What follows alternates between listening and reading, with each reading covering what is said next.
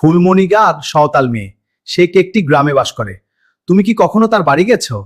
সেইখানে তার দেওয়ালে তার খুব সুন্দর সুন্দর ছবি আঁকা থাকে।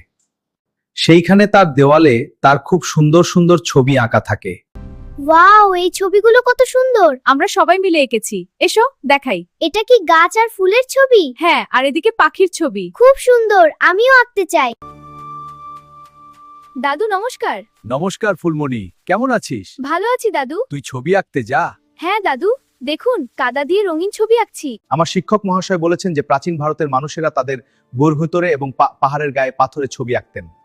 এই চিত্রকলা আমাদের সেই প্রাচীন শিল্পকলার ঐতিহ্যের বিশালত্বলে দেখায়। এটি মধ্যপ্রদেশের ভীমবাতিকা শিলা। এটি প্রায় 20,000 বছরেরও বেশি পুরানো। এর উপর লাল, সবুজ, হলুদ রং দিয়ে বিভিন্ন রকম কারুকার্য আঁকা। একদিন তার শিক্ষক মহাশয় তাকে একটি ছবি দেখিয়েছিলেন। সে জানতে পারে যে ওই ছবিটি বহু পুরানো এবং চর্চিত আমাদের দেশেরই একটি গুহার ছবি। তোমরা কি ওই দেখাতো অজন্তা এবং ইলোরা গুহা চিত্র? এটি হলো অজন্তা ইলোরার গুহা মধ্য থেকে প্রাপ্ত অন্যতম ছবি।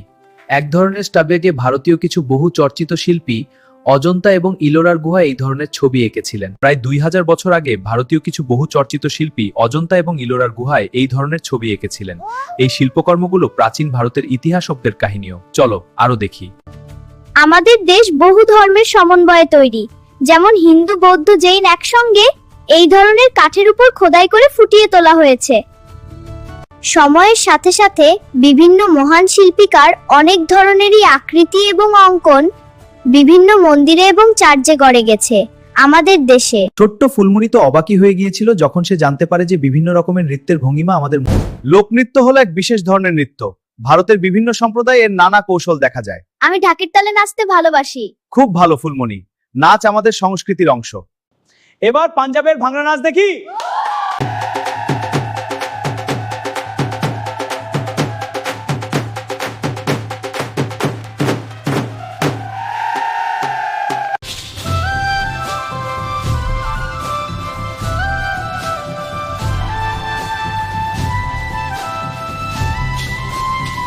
যেমন গুজরাটের ডান্ডিয়া নাচ। এরা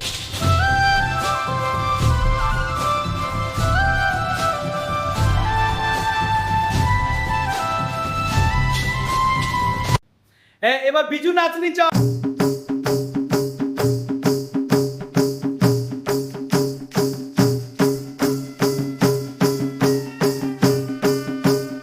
এবার চলো সবাই পশ্চিমবঙ্গের নাচটা দেখাই।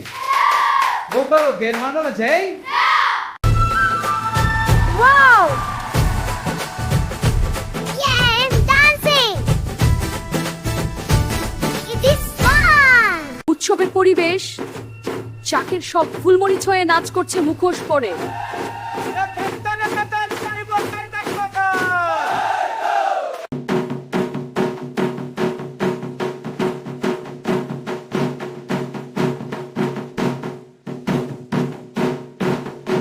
উৎসবের পরিবেশ, চাকের শব্দ, ফুলমণি ছ নাচ করছে মুখোশ পরে।